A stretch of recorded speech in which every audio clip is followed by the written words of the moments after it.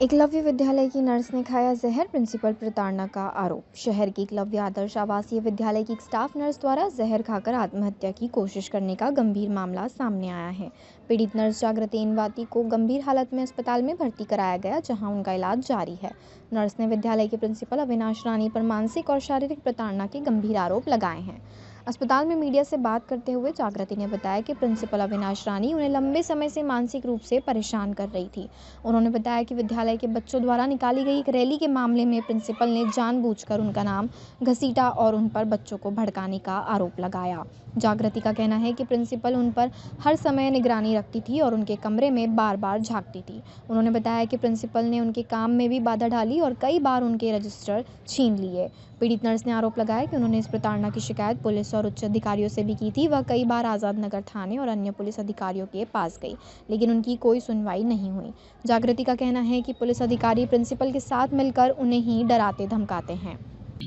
ये कल सूचना मिली थी कि एकलव्य विद्यालय की एक स्टाफ नर्स है। उसने कुछ पॉइजन ले लिया है। तत्काल उसको हॉस्पिटल एडमिट किया गया और उपचार चल रहा है अभी ठीक ठाक हालत में है। और प्रथम अभी इसकी जाँच चल रही है।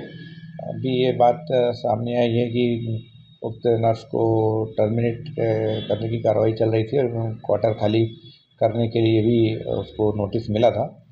अभी और विस्तृत जांच के बाद ही कुछ बताएंगे। और अभी जांच चल रही है इस संबंध में कि क्या प्रताड़ना थी। मतलब इस संबंध में जो विभाग की तरफ से जो भी जांच प्रतिवेदन मिलेगा उस पर वैधानिक कार्रवाई की जाएगी। बच्चों ने रैली निकाले थे तो वो एसडीएम साहब के यहाँ सभी जांच में एक बार मेरा न्यूज़ में भी दे दी थी उसने कि मैंने रैली निकलाया है एसडीएम साहब की जांच में, लेकिन एसडीएम साहब की जांच में मेरा ना कोई नाम नहीं आया था और कोई भी जांच में मेरा नाम कहीं नहीं आया था, लेकिन वो मेरा नाम फंसाकर और न्यूज़ में दे रही थी और मेरे को बार बार टॉर्चर करती थी कि तुमने रैली निकाला है, तुमने ये किया है, तुमने वो किया है और बच्चों को तुम भड़काती हो। मेरे पीछे रात दिन लगे रहती थी और मेरे रूम में बार बार झांकती थी और पीछे रूम के पीछे से सफाई करवा दी थी, जीसीबी चलवा दी थी क्योंकि कचड़ा था।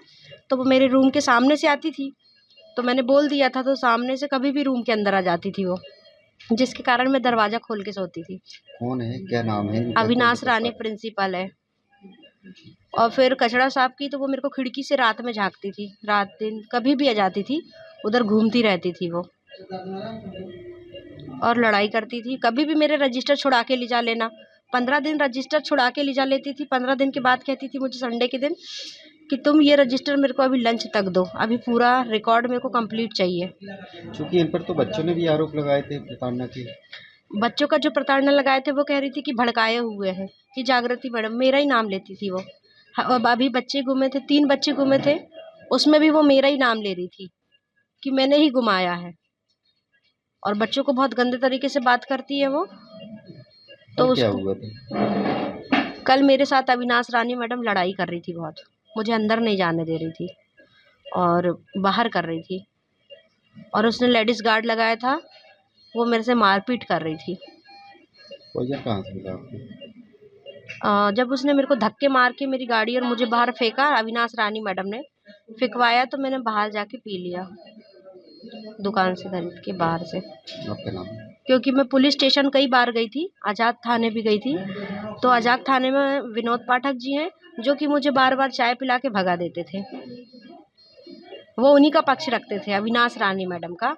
मैं थाने भी गई, कल भी मैं थाने गई थी, परसों भी गई थी, मैं डेली जा रही, 7 जनवरी को गई थी, तब से मैं डेली थाने जाती हूँ। रामपुर थाने भी गई थी, गोरखपुर टीआई साहब ने भी मेरे को भगा दिए थे, एसपी साहब के पास भी गई थी, उन्होंने मेरी नहीं सुनवाई की है। मैंने बताया हर दिन, रिकॉर्डिंग से लेकर वीडियो प्रूफ सब थे मेरे पास, लेकिन वो कह रहे थे जांच चल रही, जांच चल रही।